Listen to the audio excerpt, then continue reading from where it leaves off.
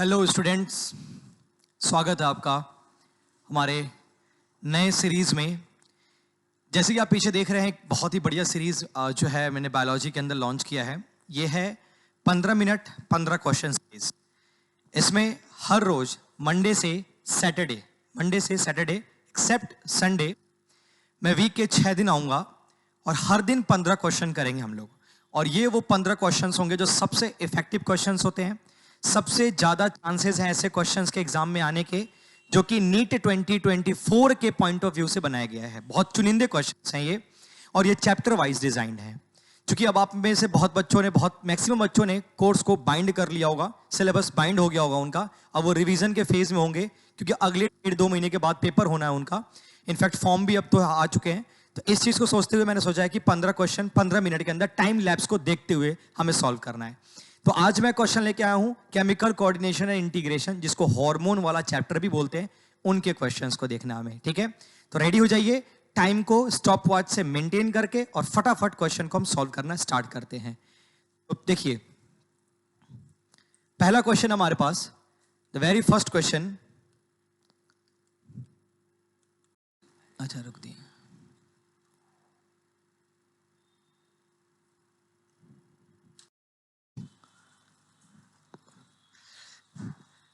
चलिए, तो पहला क्वेश्चन है आपके पास, which system jointly coordinate and regulate the physiological function in the body. इनमें से कौन सा सिस्टम जो है हमारे बॉडी का कोऑर्डिनेट करता है, रेगुलेट करता है फिजियोलॉजिकल फंक्शन को। फिजियोलॉजिकल फंक्शन पूछा है। चलिए जवाब बताइए। जवाब आई थिंक आप लोगों ने दे दिया होगा। पहला है endocrine system and neural system, दूसरा है neural system and locomotory system. देखो, फिजियोलॉजिकल में सिर्फ लोकोमोटरी तो नहीं हो सकता, रेस्पिरेटरी एंड डाइजेस्टिव सिर्फ ये भी नहीं हो सकता, सर्कुलेटरी एंड इंडोक्राइन नहीं हो सकता। इसने बोला है जॉइंटली, साथ में कोऑर्डिनेट करने वाले। तो साथ में वो एंडोक्राइन जो कि हार्मोन रिलीज करेंगे और न्यूरल जो नर्व एक्शन को कंट्रोल करेंगे। ये ऑप्शन नंबर 1 कर लिया सबने? कर लिया, समझ आ गया। चलो नेक्स्ट क्वेश्चन की तरफ जाते हैं। क्वेश्चन नंबर 2 देखते हैं। सेकंड क्वेश्चन नंबर, अगला स्लाइड कीजिए। सेकंड क्वेश्चन नंबर, अगला स्लाइड। एक सेकंड, हाँ आ गया। सेकंड है, विच of the following pairs of organ includes exocrine and endocrine. इनमें से कौन सा पेयर ऑफ ऑर्गन जो है वो एक्सोक्राइन और एंडोक्राइन करेगा। ठीक है, मतलब कौन सा एक्सोक्राइन करेगा और कौन सा एंडोक्राइन करेगा। अब देखो बताता हूं। पहला है सलेवरी ग्लैंड। सलेवरी ग्लैंड भाई जो सलाइवा रिलीज करता है वो एक एंजाइमेटिक पार्ट है। तो एंजाइमेटिक पार्ट, तो जाहिर सी बात है ये कौन सा पार्ट होगा, एक्सोक्राइन पार्ट होगा, कॉमन सेंस। एडर्नल ग्लैंड जो है वो क्या रिलीज करता है, हार्मोन। एडर्नल ग्लैंड पता है ना, एडर्नल कॉर्टेक्स, एडर्नल मेडुला।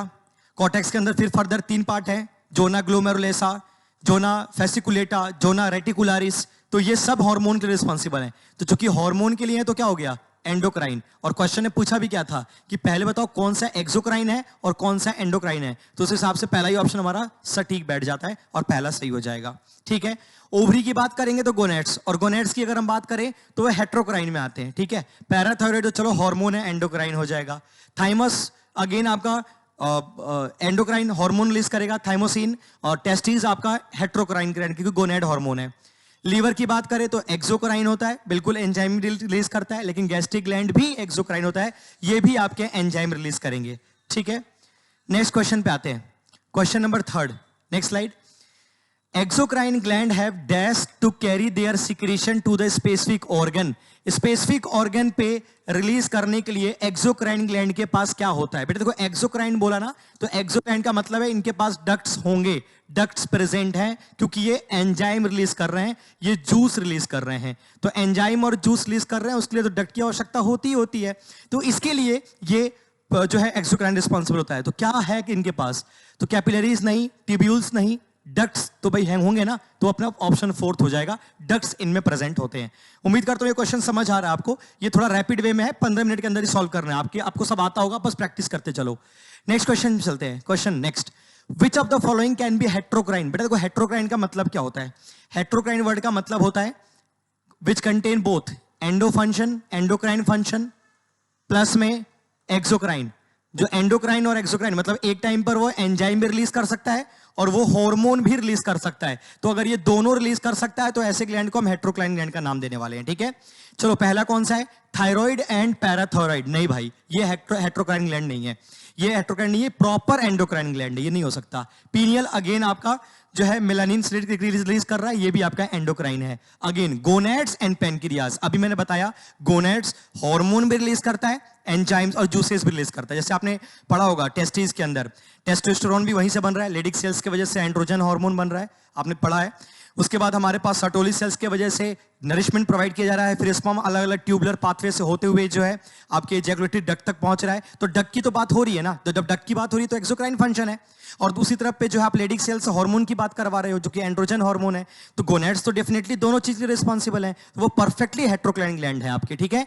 लेकिन पेनक्रियाज की बात करें तो अगेन इसमें भी दो पार्ट होते हैं, आइलेट्स ऑफ लैंगरहैंस और सेल्स ऑफ एसिनी। तो आइलेट्स ऑफ लैंगरहैंस क्या होता है, वो पूरा हार्मोन फंक्शन कंट्रोल करता है, जिसमें alpha cell, beta cell, gamma cell, जिसमें ग्लूकागन, इंसुलिन, सोमैटोस्टैटिन वगैरह रिलीज होता है। और दूसरा सेल्स ऑफ एसिनी जो है वो बाकी आपके पेनक्रियाटिक जूस, अमाइलेज वगैरह रिलीज करते हैं, ठीक है। तो वो जो है हेट्रोक्राइन, तो मतलब ये दो ऐसे ऑप्शंस हैं जो हार्मोन और एंजाइम दोनों रिलीज कर रहे हैं, बाकी जाए भाड़ में, अपने को क्या मतलब है, अपने को तो आंसर से मतलब है, वो थर्ड मिल गया। नेक्स्ट क्वेश्चन, क्वेश्चन नंबर 5 की तरफ बढ़ते हैं। द डक्टलेस ग्लैंड, इनमें से कौन की परिभाषा क्या हो सकती है। तो देखो इसने डक्टलेस बोला है तो आपको अंडरलाइन करना है और आपको समझना है ये बात किसकी करना चाह रहा है, ये एंडोक्राइन की बात कर रहा है। और अगर एंडोक्राइन की बात कर रहा है तो ये हार्मोन की बात कर रहा है। और एनसीईआरटी में हार्मोन का डेफिनेशन बहुत ही प्यारे तरीके से लिखा गया है। हार्मोन का डेफिनेशन बताया गया कि एक नॉन न्यूट्रिएंट है, ट्रेस अमाउंट में पाए जाने वाला केमिकल मैसेंजर। क्या बोला मैंने, नॉन न्यूट्रिएंट ट्रेस अमाउंट में पाए जाने वाला केमिकल मैसेंजर जो कि इंटरसेलुलर मैसेंजर है। इंटर का मतलब दो सेल के बीच की जो कोऑर्डिनेशन को कंट्रोल करता है, तो इंटर। ये एग्जाम में हो सकता है कि आपको इंट्रा करा दे, तो इंट्रा का मतलब होता है सेम सेल, तो सेम सेल में ये चीज नहीं होता, ये दो डिफरेंट सेल के बीच में होता है। सो दैट इज रीजन कि आपको इंटरवर्ड और इंट्रावर्ड पे कंफ्यूज नहीं होना और गलती नहीं करना है, एग्जामिनर गलती करा सकता है। तो produce non nutrient intercellular messenger found in non coordinates, ये सब बाकी तो बातें करने की जरूरत नहीं है। जब ऑल ऑफ दिस का कुछ ऐसा सीन नहीं बन रहा है तो बाकी टाइम पास करने की जरूरत नहीं है अपने को, ठीक है। क्वेश्चन नंबर 6 पे चलते हैं बच्चा। Pituitary gland is divided into, pituitary gland जो है वो किन चीजों में डिवाइड होता है। तो देखो बच्चा, हमारे पास है यहां पे हाइपोथैलेमस, आप सब जानते हैं। हाइपोथैलेमस जो है उससे कंट्रोल होता है हमारा पिट्यूटरी ग्लैंड। पिट्यूटरी के दो पार्ट होते हैं हमारे पास। पहला पार्ट जो होता है हमारे पास वो कहलाता है एंटीरियर पिट्यूटरी और दूसरा हिस्सा कहलाता है पोस्टीरियर पिट्यूटरी, ठीक है। तो जो एंटीरियर पिट्यूटरी जिस पार्ट से पिट्यूटरी के जिस पार्ट से कंट्रोल हो रहा है डायरेक्टली, उसे हम कहते हैं एडिनो हाइपोफाइसिस, और जो पोस्टीरियर पिट्यूटरी से कंट्रोल हो रहा है उसे हम कहते हैं न्यूरो हाइपोफाइसिस, जो कि डायरेक्टली हाइपोथैलेमस के कंट्रोल में है ना। ये दोनों पाथवे जो है हाइपोथैलेमस के कंट्रोल में है। तो एंटीरियर पिट्यूटरी जो है ये बॉडी के मैक्सिमम हार्मोन को कोऑर्डिनेट करते हैं, लेकिन यहां पे सिर्फ दो हार्मोन काम होते हैं, ठीक है। एक तो हमारे पास ऑक्सीटोसिन है और दूसरा हार्मोन है वैसोप्रेसिन, जिसको हम एक और नाम से जानते हैं एडीएच, जो कि एंटी डायूरेटिक हार्मोन, जो डायूरेसिस को प्रिवेंट भी करता है, ठीक है। अभी आगे इसकी बात और करेंगे हम लोग।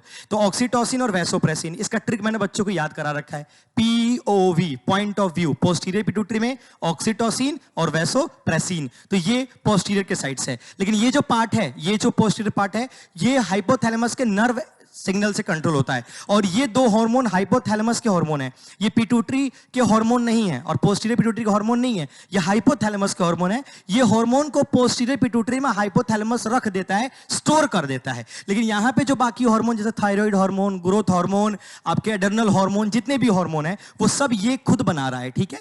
बस उनके ऑर्डर का वेट कर रहा है, लेकिन बना ये खुद ही रहा है। लेकिन यहां पे ऐसा नहीं है बच्चा, यहां पे ये हार्मोन हाइपोथैलेमस के दोनों, बट स्टोर्ड यहां हो रहे हैं, ठीक है। तो ये नर्व पार्ट, ये नर्व से कंट्रोल होता है, इसलिए न्यूरो हाइपोफाइसिस। और ये ब्लड सर्कुलेटरी सिस्टम, जिसको हम पोर्टल सिस्टम भी कहते हैं, उससे कंट्रोल होता है, इसलिए एडिनो हाइपोफाइसिस। समझ गए आप मेरी बात को। तो पिट्यूटरी ग्लैंड दो हिस्से में डिवाइडेड है, एडिनो हाइपोफाइसिस यहां भी है, यहां भी है, यहां भी है और यहां भी है, मामला चारों तक जाएगा। चलो तो अगला हो गया न्यूरो हाइपोफाइसिस, पहला ऑप्शन मुझे करेक्ट दिख गया। पार्स डिस्टेलिस नहीं बोल सकते अकेले, इंटरमीडिया भी नहीं बोल सकते, और एंटीरियर को ही तो बोलते हैं एडिनो हाइपोफाइसिस कंट्रोलिंग सिस्टम, तो ये भी नहीं हो सकता। उम्मीद करते हैं समझ आ गया। Next question, Which of the following hormone is not released by pars distalis? इस पे थोड़ा सा विवाद भी है, ध्यान से सुनिएंगे। देखो मैंने अभी कहा ना, एंटीरियर पिट्यूटरी जो है वो दो हिस्से में डिवाइडेड है। एक होता है पार्स मीडिया और एक होता है pars intermedia. Pars distalis, my mistake, pars distalis, sorry, pars distalis, पहला हिस्सा डिस्टेलिस और दूसरा हिस्सा पार्स इंटरमीडिया, ठीक है, और तीसरा हिस्सा होता है पार्स नर्वोसा, पार्स नर्वोसा, ठीक है जी। अब देखो ध्यान से, मेल ह्यूमन के अंदर, इन केस ऑफ ह्यूमन, ये ध्यान रखेंगे, इन केस ऑफ ह्यूमन के अंदर पार्स इंटरमीडिया जो है वो फ्यूज हो जाता है डिस्टेलिस के साथ, इसलिए ह्यूमन में इसको हम अलग से नहीं पढ़ते हैं, ठीक है।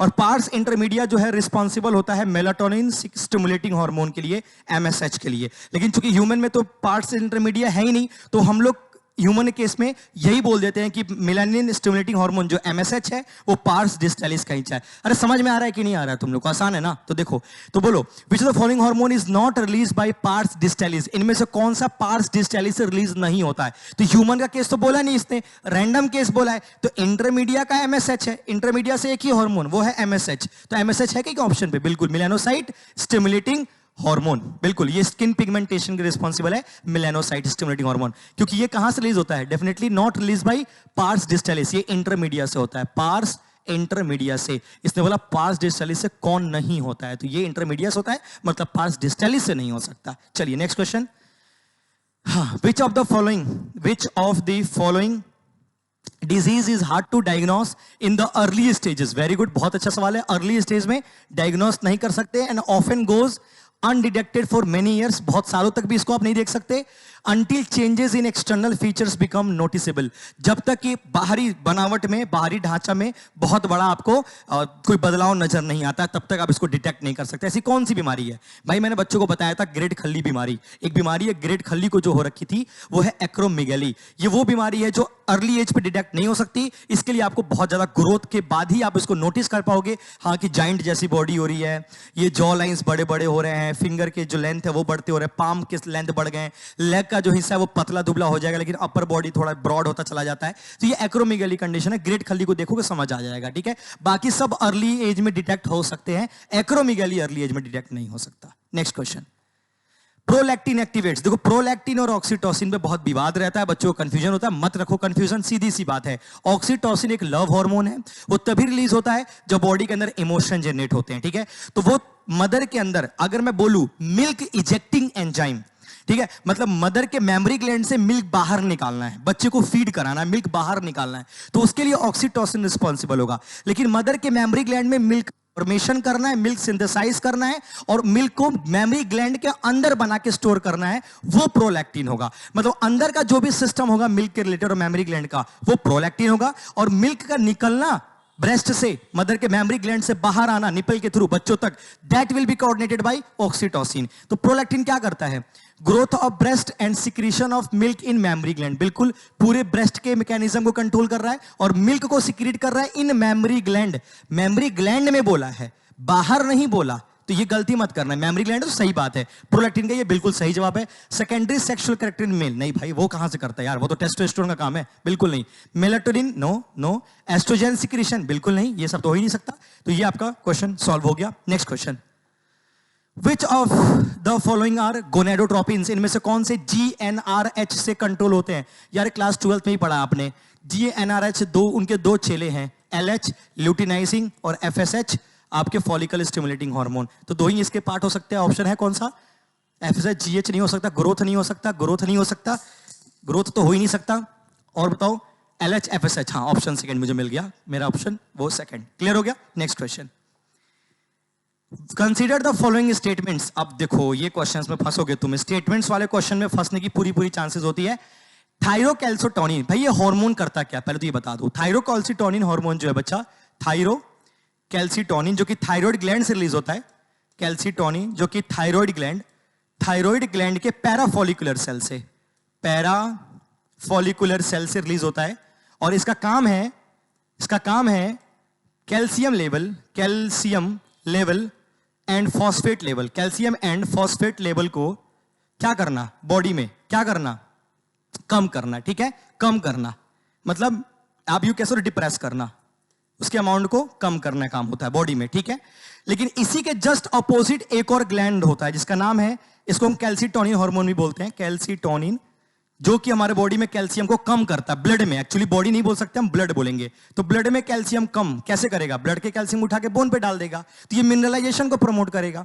भाई आपके ब्लड में बहुत सारे कैल्शियम है, ठीक है, आपको कम कराना है तो इसको रिलीज करवा दो। ये जैसे आएगा हमारे ब्लड के कैल्शियम उठा के बोन पे डाल देगा, तो ब्लड में कैल्शियम कम, तो ब्लड में कैल्शियम डिप्रेस करना है, कम करना है, तो थायरोकैल्सिटोनिन। लेकिन इसी का एक एंटागोनिस्ट होता है।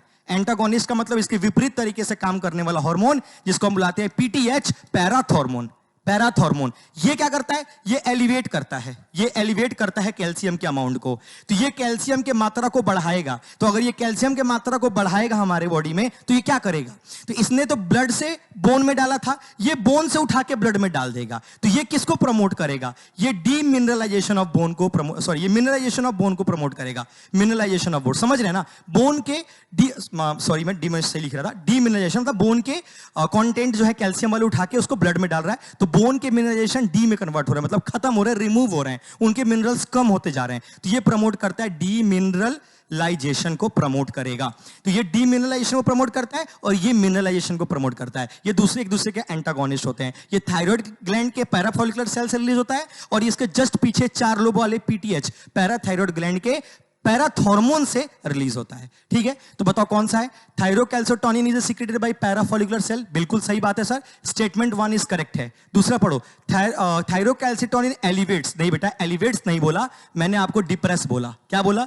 डिप्रेस बोला, तो एलिवेट्स नहीं हो सकता। तो एक तो सही है, दूसरा गलत है। तो statement 1 is correct but 2 is incorrect, option 1 is correct. ठीक है, समझ गए? दिमाग लगाना भाई, वहां समय के हिसाब से सब सोचना पड़ता है। अभी तो मैं इतना सोच पा रहा हूं, आप भी सोच पा रहे हो, लेकिन वहां पे बहुत कम समय में बहुत कुछ सोचना है, वहां गलती नहीं होनी चाहिए। नेक्स्ट क्वेश्चन, नेक्स्ट क्वेश्चन हमारे पास बोर्ड पे है बच्चा, देखो आप लोग, ये है the number of parathyroid glands. अभी बोला मैंने 4 होते हैं यार, 4 लोब होते हैं। क्या फालतू क्वेश्चन है, बच्चों वाला ना, कर गए आप तो, देखते कर गए होगे। ऐसे क्वेश्चंस टाइम बचाते हैं आपके, और इधर टाइम नहीं बचाओगे बायोलॉजी में तो फिजिक्स और केमिस्ट्री में एक्स्ट्रा एफर्ट नहीं डाल सकोगे आप, एक्स्ट्रा में टाइम नहीं दे पाओगे और फिर वहां क्वेश्चन छूटने के चांसेस बढ़ जाते हैं। इसलिए बायोलॉजी में कोशिश ये रखो कि कोई ऐसा क्वेश्चन जरूर तुम्हें देगा जिसमें तुम विद इन सेकंड क्वेश्चन देखते लगा दोगे। जैसे ऐसे क्वेश्चन देखते लग गए, अब इसके तुम्हारे 58 सेकंड जो बचे, वो अब देखो 1 सेकंड तो तुमने देख के लगा दिया, दूसरे सेकंड में तुमने ओएमआर फील कर दिया, चलो 3-4 सेकंड लगा दिए, तो वो 55 सेकंड तो बचाए ना तुमने इस क्वेश्चन के। उस 55 सेकंड को फिजिक्स में लगा दो, केमिस्ट्री में लगा दो, वहां मौके चाहिए, वहां टाइम चाहिए होता है, कहीं कहीं बहुत बड़े न्यूमेरिकल है या सोचने का वक्त चाहिए होता है, तो वहां लगाओ। इसलिए बायोलॉजी को बहुत इफेक्टिव करना जरूरी है एक प्रॉपर सिलेक्शन के लिए, समझ रहे हैं आप लोग? चलिए तो नेक्स्ट क्वेश्चन पे आते हैं बच्चा। पीटीएच, अरे यार अभी तो बताया यार, क्या फालतू क्वेश्चन है। पीटीएच क्या है? हाइपर कैल्सिमिक, ऑफ कोर्स, क्या बोला मैंने? एंड अभी जस्ट देखो पीछे स्लाइड में, देखो जल्दी, पूरी कहानी लिखी मैंने यहां पे। पीटीएच क्या करता है? एलिवेट करता है कैल्शियम को, बढ़ाता है ना, ब्लड में कैल्शियम को बढ़ा रहा है, तो ये ब्लड के रिस्पेक्ट में पूछा है, तो हाइपर कैल्सिमिक कंडीशन डेवलप करेगा, है ना? तो हाइपर कैल्सिमिक, तो क्या जवाब दोगे इसका? हाइपर कैल्सिमिक, बिल्कुल सही जवाब है। PTH is hypercalcemic hormone. Done.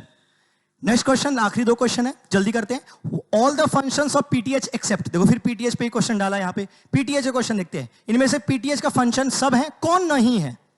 अबे कौन नहीं है? PTH stimulates bone reabsorption, dissolution, demineralisation, बिल्कुल सही जवाब है, सही बात है। पीटीएच रिटार्ड्स रिटार्ड नहीं करता, रिटार्ड का मतलब होता है घटाना, एक्सेलरेट करता है। भाई बोन से आप खींच के कैल्शियम को ब्लड में डाल रहे हो, तो एक्सेलरेट कर दिए ना तुमने बोन की कंडीशन, जो कि ऑस्टियोक्लास्ट है। ऑस्टियोक्लास्ट का मतलब क्या होता है? बोन के डिमिनरलाइजेशन करने के बाद नए बोन्स का फॉर्मेशन कराना, तो ऑस्टियोक्लास्ट कर रहे हो, बोन्स का डिमिनरलाइजेशन करा रहे हो, तो पीटीएच ही करा रहा है ना, तो करा रहा है। ये तो रिटार्ड बोला है, रिटार्ड का मतलब तो होता है कि नहीं करा रहा है, तो करा रहा है मतलब एक्सेलरेट होना चाहिए, तो ये स्टेटमेंट गलत है, मतलब आंसर हो गया सेकंड। ठीक है, आंसर हो गया second, second is your correct answer. 14 खत्म। आखिरी सवाल आज का, thymus gland is a lobular structure located on, thymus gland, देखो थाइमस ग्लैंड आपको पता है ना, थाइमस ग्लैंड एजिंग ग्लैंड होता है। एजिंग ग्लैंड हमारे सीने के एकदम बीचों बीच, हमारे चेस्ट के एकदम बीचों बीच, हार्ट के जस्ट पास में होता है, जो कि वेंट्रल साइड में होता है। कहां होता है? वेंट्रल साइड, किसके? ऑर्टा के साथ, ऑर्टा के वेंट्रल साइड के साथ में लोकेटेड, हार्ट के हमारे बीच में, तो ventral of aorta, that is your first option is correct. ठीक है, उम्मीद करते हैं ये 15 क्वेश्चन आपके 15 मिनट में लग गए होंगे, और नहीं लगे तो प्रैक्टिस जारी रखिए, अभी समय है स्पीड बढ़ा सकते हैं। ठीक है, उम्मीद करता हूं इस 15 क्वेश्चन के 15 मिनट सीरीज से आपको कुछ फायदा हुआ। 15 क्वेश्चन आपने सीख लिए होंगे, याद हो गया होगा, समझ आ गया होगा और स्पीड भी मेंटेन हो गई होगी। नेक्स्ट क्लास में, नेक्स्ट डे में, नेक्स्ट क्वेश्चन के साथ, 15 क्वेश्चन के साथ मिलते हैं। लगे रहिए, मेरा साथ आखिरी तक है। आज के लिए इतना ही, बहुत बहुत शुक्रिया, थैंक यू।